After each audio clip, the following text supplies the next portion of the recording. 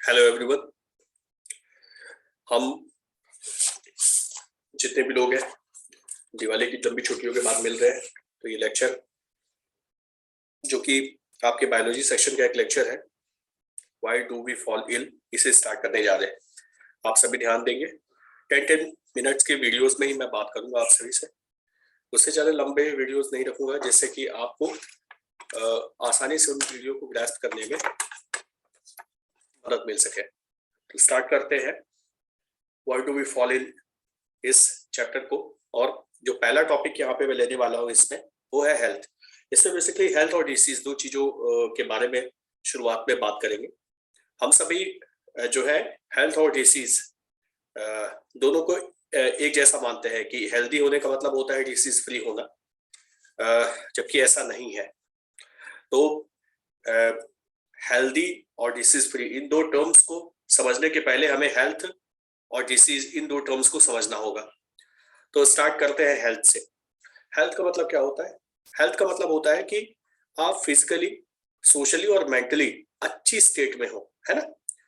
A state of physical, social and mental wellbeing, ये WHO world health organisation की एक definition है, जिसके हिसाब से आपको फिजिकली, सोशली और मेंटली अच्छी स्टेट में होना होता है अगर आप अपने आप को हेल्दी कहलाना चाहते हैं। तो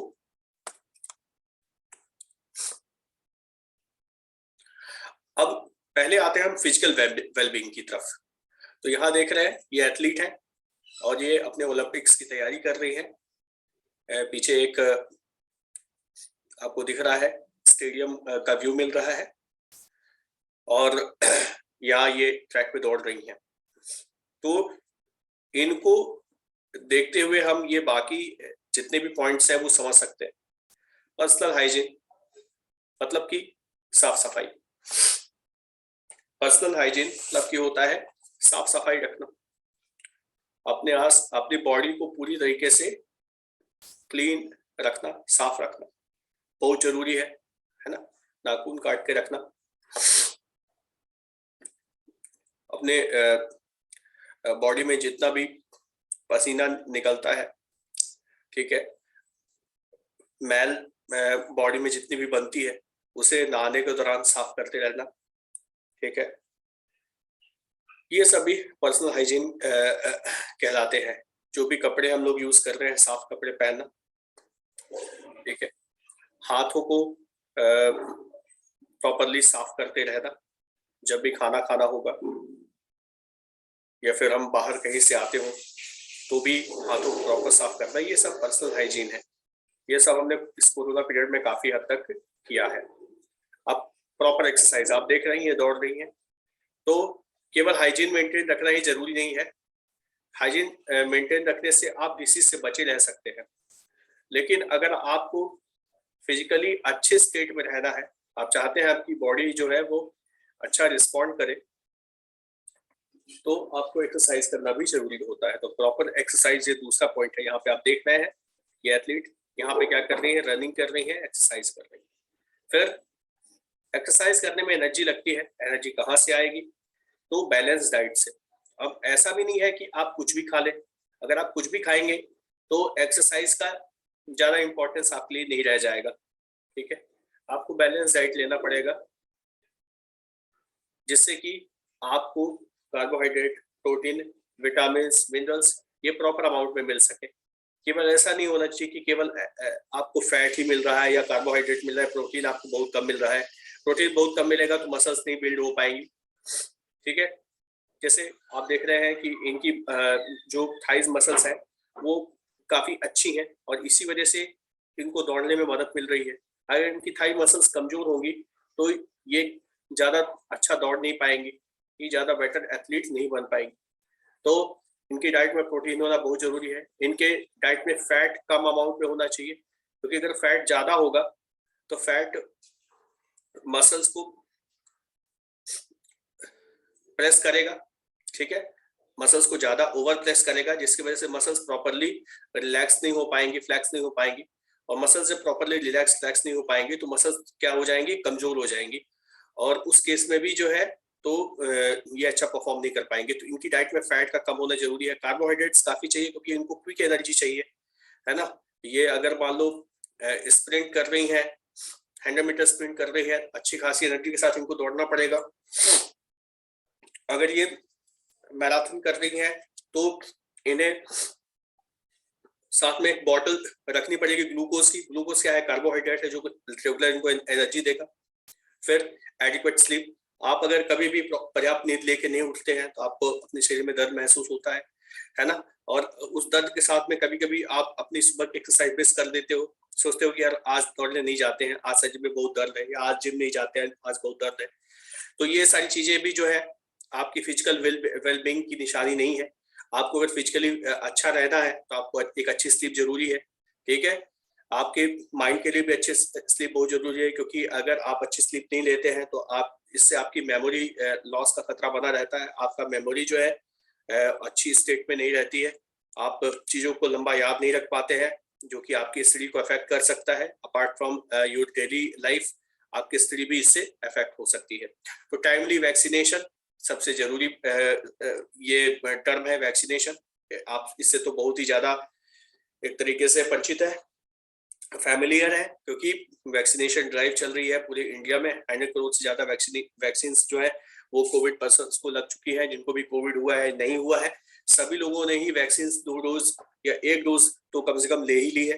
तो ये वैक्सीनेशन क्यों जरूरी है? क्योंकि कई बार कुछ ऐसे डिसीज होती है जिनके लिए उतना अच्छा इलाज या उतना अच्छा मेडिकल फैसिलिटी अवेलेबल नहीं होती है ना।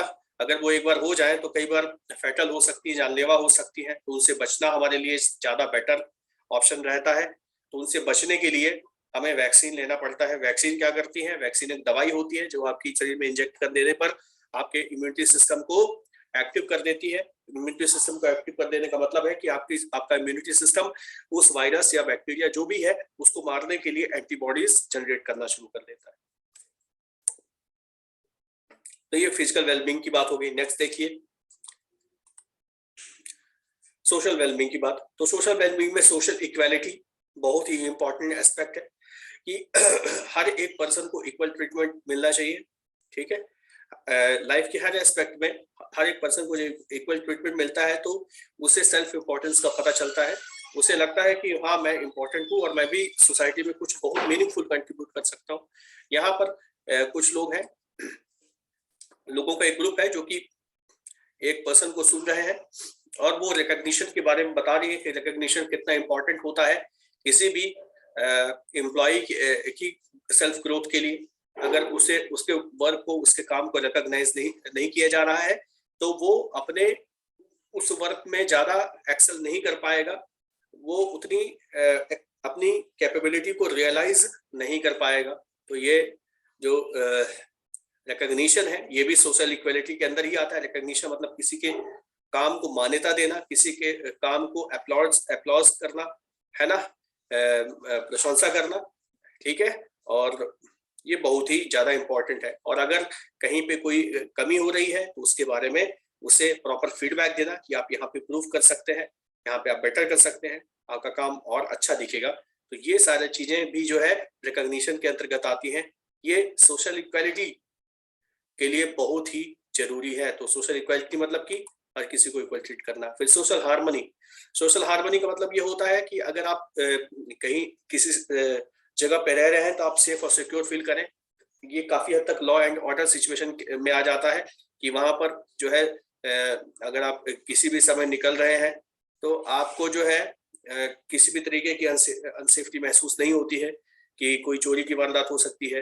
अगर हम अपना व्हीकल्स यहाँ पर खड़ा कर देंगे या हम रास्ते में चल ही रहे तो कोई जो है तो पिक पॉकेटर हमारा पॉकेट मार लेगा तो इनसिक्योर फील नहीं करेंगे। आप अगर ये सब चीजें फेस नहीं करेंगे तो आप अपने आप को सेफ एंड सिक्योर महसूस करेंगे। तो ये लॉ एंड ऑर्डर सिचुएशन की बात है यहाँ पे। लेकिन दूसरा इसका एस्पेक्ट ये भी है कि पर्सन्स जो उसके आसपास हैं वो जब भी वो दुख में हो तो वो उसकी हेल्प के लिए आगे आए, है ना। तो person surrounding him are ready to help him her in times of need. अगर ऐसा होता है तो इससे बड़ी अच्छी सोशल हार्मनी मेंटेन होती है। हर एक व्यक्ति जो है वो ये सोचता है कि दूसरा पर्सन जब उसके लिए केयरफुल है तो वो जब दूसरा पर्सन सॉरी स्टेट में होता तो वो भी उसके लिए आगे आता है। और इस तरीके से एक बड़ा ही अच्छा सोशल वेब बनता है, सोशल हार्मनी क्रिएट होती है। तो ये आगे इकोनॉमिक स्टेटस, ये भी आपके जो हम लोगों ने सोशल वेलबींग देखा है, इसके अंडर में हमने दो चीजें देखी कि सोशल इक्वालिटी और सोशल हार्मनी, मतलब इक्वल ट्रीटमेंट और एक दूसरे से जो है मिंगल होना, एक दूसरे का सपोर्ट करना, ये दो बातें। और उसके बाद फिर इकोनॉमिक स्टेटस। इकोनॉमिक स्टेटस का मतलब ये होता है कि देखिए फूड, क्लॉथ और हाउस, ये तीन इंपॉर्टेंट चीजें होती हैं जो किसी भी पर्सन के लिए जरूरी होती है, और इनको पूरा करने के लिए जो है एक स्टेबल एम्प्लॉयमेंट की जरूरत होती है।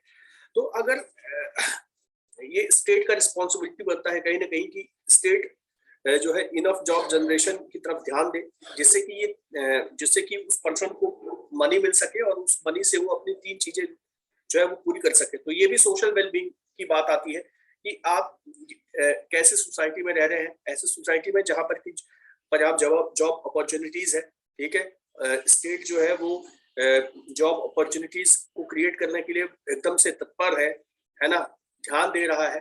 तो ऐसी जगहों पर जो है तो हर एक व्यक्ति के पास में जब एक स्टेबल एम्प्लॉयमेंट आएगा तो ही ये तीन चीजें वो आसानी से कर पाएगा। फूड, क्लॉथ और हाउस की अरेंजमेंट वो आसानी से कर पाएगा। फिर public health services. Public health services में क्या है? प्रॉपर सैनिटेशन, मतलब कि साफ सफाई, ठीक है, खुली नालियां नहीं होनी चाहिए, है ना। और जहां जहां कहीं भी आप लोग अगर जाते हैं पब्लिक प्लेसेस पे, तो वहाँ टॉयलेट्स एकदम क्लीन होने चाहिए। हाथ धुलने के लिए हैंड वॉशिंग की व्यवस्था होनी चाहिए, टॉयलेट पेपर्स होने चाहिए, ये प्रॉपर सैनिटेशन कहलाता है। आप ट्रेन पे सफर करते हैं, वहाँ साफ सफाई आपको देखने को मिले। तो जो भी पब्लिक प्लेसेस है, आप सिनेमा हॉल में जाते हैं, वहाँ साफ सफाई देखने को मिले। आप बस स्टैंड जाते हैं, वहाँ साफ सफाई देखने को मिले। तो ये प्रॉपर सैनिटेशन है, घर में तो है ही। फिर क्लीन ड्रिंकिंग वाटर। तो क्लीन ड्रिंकिंग वाटर जो है वो बहुत ही ज्यादा इंपॉर्टेंट है, क्योंकि वाटर बोर्न डिसीजेस आपको लग सकती है अगर आपने इम्प्योर वाटर पी लिया। खासतौर पर बरसात के सीजन में बहुत ज्यादा खतरा रहता है। अनअडल्टरेटेड फूड, देखिए अडल्टरेटेड फूड यानी कि मिलावटी खाना जो रहता है, जिसमें कि कई सारे ऐसे केमिकल्स मिला दिए जाते हैं जो कि फूड की लाइफ तो बढ़ाते हैं लेकिन आपके लिए अच्छे नहीं होते। कई बार ये कैंसर कॉजिंग हो सकते हैं, और इनको अगर लंबे टाइम तक हम लोग कंज्यूम करते रहे तो हमें कई जो है तो हार्मफुल डिसीजेज हो सकती हैं। एक तो कैंसर मैंने बता दिया, और भी तरीके की डिसीजेज हो सकती है। तो अनएडल्टरेटेड फूड जो है वो भी बहुत इंपॉर्टेंट है। इसको इंश्योर करेगी स्टेट। स्टेट रेगुलेटिंग एजेंसी बनाती है जो देखती है कि फूड की क्वालिटी क्या है। FSSAI आपने जरूर देखा होगा, food safety and security of India. ये एक संगठन है जो इस बात को देखता है, इंश्योर करता है कि जो फूड मिल रहा है, जो भी चीजें कंज्यूम करने के लिए लोगों को दी जा रही हैं, मार्केट में आ रही हैं, उनका स्टैंडर्ड क्या है। यस। फिर वेक्टर एंड पेस्ट कंट्रोल। मक्खी मच्छर, इनसे बचाना, क्योंकि ये डिसीज कैरी करते हैं, आपको गंभीर बीमारी दे सकते हैं। इस समय डेंगू काफी फैला हुआ है, वो भी एक मच्छर से फैलता है। मक्खी हैजा वगैरह फैलाती है, ठीक है, टाइफाइड, ये सब चीजें फैलाती है। तो वेक्टर और पेस्ट कंट्रोल, मलेरिया फैलाते हैं ये मच्छर वगैरह। तो वेक्टर एंड पेस्ट कंट्रोल बहुत ज्यादा जरूरी है। इसके लिए साफ सफाई यानी सैनिटेशन एक बहुत ज्यादा इंपॉर्टेंट बात हो जाती है। जमा हुआ पानी इनके लिए बहुत ही अच्छा ग्राउंड होता है। कहीं पे पूरा कचरा अगर फेंका जाता है, इकट्ठा होता जाता है, तो उससे भी ये वेक्टर पेस्ट बहुत तेजी से बढ़ते हैं। तो प्रॉपर सैनिटेशन के साथ में इनके डिस्पोजेबल का मैनेजमेंट भी बहुत जरूरी है। यानी इनको ठिकाने लगाने के लिए जो भी व्यवस्था हो सकती है, चाहे कचरा गाड़ी हो, चाहे डस्टबिन हो, बहुत ज्यादा जरूरी है। Proper vaccination and health care services. देखिए ये भी एक स्टेट का रिस्पॉन्सिबिलिटी बनता है कि वैक्सीनेशन ड्राइव लगाई जाए। जैसे कि पोलियो के लिए होता आया है, अब कोरोना के लिए हो रहा है, आगे और भी कुछ बीमारियां हैं जिनके लिए वैक्सीनेशन इंपॉर्टेंट हो सकता है, जो कि अभी तक जिनका प्रॉपर मेडिकेशन नहीं खोजा जा सका है। ठीक है, यस। तो प्रॉपर आपके आसपास जो है हेल्थ केयर सर्विसेज अच्छी होनी चाहिए, जिससे अगर आप बीमार होते हैं तो आपको बिना ज्यादा पैसा खर्च किए भी आपका इलाज हो सके। क्योंकि अगर पैसे ज्यादा लगते हैं तो कई बार लोग जो है बीमारियों का इलाज कराने में देरी कर देते हैं, और कई बार वो देरी उनके लिए बहुत खतरनाक साबित हो जाती है, उनकी लाइफ के लिए लाइफ थ्रेटनिंग हो जाती है। तो हेल्थ केयर सर्विसेज भी बहुत इंपॉर्टेंट है। तो ये सारा का सारा सोशल वेल बीइंग में हुआ, ये हेल्थ को डिफाइन करता है। आप सोचिए कितने सारे एस्पेक्ट यहाँ पे शामिल हो रहे हैं अकेले सोशल वेल बीइंग में। और उसके पहले तो हमने फिजिकल वेल बीइंग देख ही लिया। देखिए आप देखिए मेंटल वेलबींग का मतलब क्या होता है। ऐसा कहते हैं कि हेल्दी माइंड जो है हेल्दी बॉडी में रहता है, लेकिन मैं इसे दूसरे तरीके से भी सही मानता हूँ कि एक हेल्दी माइंड जो है हेल्दी बॉडी में रहता है, पर एक हेल्दी माइंड भी हेल्दी बॉडी के लिए जरूरी होता है ना। अगर आपका माइंड हेल्दी है तभी आपकी बॉडी हेल्दी रह पाएगी, नहीं तो अगर आपका माइंड हेल्दी स्टेट में नहीं है, भले आपकी बॉडी हेल्दी दिख रही है, आपकी बॉडी क्या हो जाएगी। अगर आप खुश नहीं है, आपके आपके अंदर कोई प्रॉब्लम नहीं है, लेकिन अगर आप खुश नहीं है, आप बहुत दुखी हो गए हैं, किसी भी दिन मान लीजिए आपको बहुत ज्यादा इकोनॉमिक लॉस हो जाता है, या फिर आपका कोई डियर या नियर वन चला जाता है, आपसे दूर चला जाता है, या उसकी डेथ हो जाती है, तो फिर आप या फिर आपकी टीम हार जाती है, वो बहुत सारी तरीके की चीजें होती हैं। तो इससे क्या होता है कि इससे आपका पूरा आपको लगेगा कि यार आपकी बॉडी में ना बुखार बुखार जैसा आपको फील होगा, गर्म शरीर लगेगा, ठीक है, आपको हेडेक हो जाएगा, ये सारी चीजें आपको फील होने लग जाएंगी, आपको लगेगा कि आप तो अनहेल्दी हो गए हैं। तो एक हेल्दी माइंड होना बहुत ज्यादा जरूरी है। और आप सबको पता होना चाहिए, मई जो है, मई का महीना जो है, WHO mental health awareness month जो है इसको घोषित करता है। इस समय जो है तो मेंटल हेल्थ के बारे में काफी चर्चा होती है, मेंटल हेल्थ को कैसे बना के रखा जाए। और आजकल लोग जो है कोविड के बाद में मेंटल हेल्थ को लेकर के काफी ज्यादा फिक्रमंद हो गए हैं, क्योंकि एक रूम में रह करके काम करना पड़ता है, कई बार लोगों से ज्यादा मिलना जुलना हो नहीं पाता है, और इस वजह से जो उनकी जो मेंटल हेल्थ है, माइंड स्टेट है, वो भी कई बार नॉर्मल नहीं रह जाता है। तो मेंटल हेल्थ एक बहुत बड़ा इश्यू बना हुआ है। और मेंटल हेल्थ का मतलब क्या होता है कि आप दिन के दौरान मैक्सिमम टाइम जॉयफुल यानी अच्छी कुछ खुश स्टेट में और एक्टिव स्टेट में रहे, इसको मेंटल वेलबींग बोलते हैं। तो ये दोनों बातें, यानी कि आप जॉयफुल रहे और एक्टिव स्टेट में आपका दिमाग रहे, ठीक है, आप ड्राउजी फील ना करें, आप ऐसा ना हो कि नींद में फील कर रहे हैं आप बेटर, ठीक है, आपका माइंड जो है तो कुछ करने की इच्छा नहीं रख रहा है, ऐसा नहीं होना चाहिए। अब देखिए डिसीज, तो ये तीनों एस्पेक्ट हमने देख लिए हैं। तो हेल्थ तो हम समझ गए, अब डिसीज के बारे में आते हैं। डिसीज क्या है? तो डिसीज का मतलब क्या होता है कि डिसीज को समझने के लिए सबसे पहले आपको सेल और ऑर्गन को समझना पड़ेगा, और ऑर्गन के फंक्शन को समझना पड़ेगा। आप सभी जानते हैं कि सेल जो है कुछ फंडामेंटल फंक्शन परफॉर्म करती है, हर एक सेल कुछ कॉमन फंक्शंस परफॉर्म करती है। तो उन कॉमन फंक्शंस के बारे में आप जानते ही हैं, जैसे कि सेल के अंदर माइटोकॉन्ड्रिया होगा, उसमें रेस्पिरेशन होगा, फिर उस जो रफ एंडोप्लाज्मिक रेटिकुलम होगी उसमें प्रोटीन सिंथेसिस होगी, ठीक है, न्यूक्लियस के अंदर जो डीएनए है वो जेनेटिक इंफॉर्मेशन को कैरी करेगा। तो ये सारी बातें हैं। राइबोसोम जो है वो प्रोटीन सिंथेसिस की साइट है, जो कि रफ एंडोप्लाज्मिक रेटिकुलम के ऊपर होती है। जो स्मूथ एंडोप्लाज्मिक रेटिकुलम होती है वो लिपिड सिंथेसिस करती है, ठीक है। फिर लाइसोसोम जो है वो डाइजेस्टिव वैक्स होते हैं, जो कुछ भी अंदर हार्मफुल बैक्टीरिया या वायरस अगर एंट्री भी कर गए तो वहां पर फिर लास्ट बॉडी रेजिस्टेंस जो है वो लाइसोसोम दिखाता है, वो एसिड कंटेन करता है और बर्स्ट हो करके एसिड छोड़ देता है, जिससे कि वो जो बैक्टीरिया वायरस होता है वो क्या हो जाता है, खत्म हो जाता है। और कई बार जब आप लंबे समय तक बीमार रहते हैं और आप या फिर लंबे समय तक आप फास्टिंग करते हैं तो भी लाइसोसोम काफी एक्टिव हो जाते हैं। तो वो जो मरती हुई सेल्स है या डेड होने वाली सेल्स है उनको क्या कर देते हैं, उनको डाइजेस्ट कर देते हैं, और डाइजेस्ट करने की वजह से वो सेल्स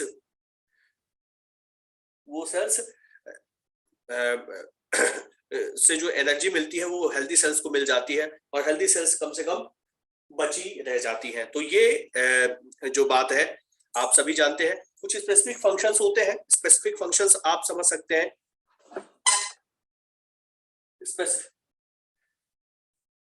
स्पेसिफिक फंक्शंस जो है कुछ वो जैसे कि किडनी सेल जो है नाइट्रोजनस वेस्ट को सेक्रेट करती है, स्टमक सेल्स जो है डाइजेस्टिव फ्लूइड्स सेक्रेट करते हैं, हार्ट सेल बीट करती है, तो ये सभी जब अपना फंक्शन परफॉर्म करती हैं तो इनसे रिलेटेड ऑर्गन भी अपना फंक्शन आसानी से परफॉर्म कर पाते हैं।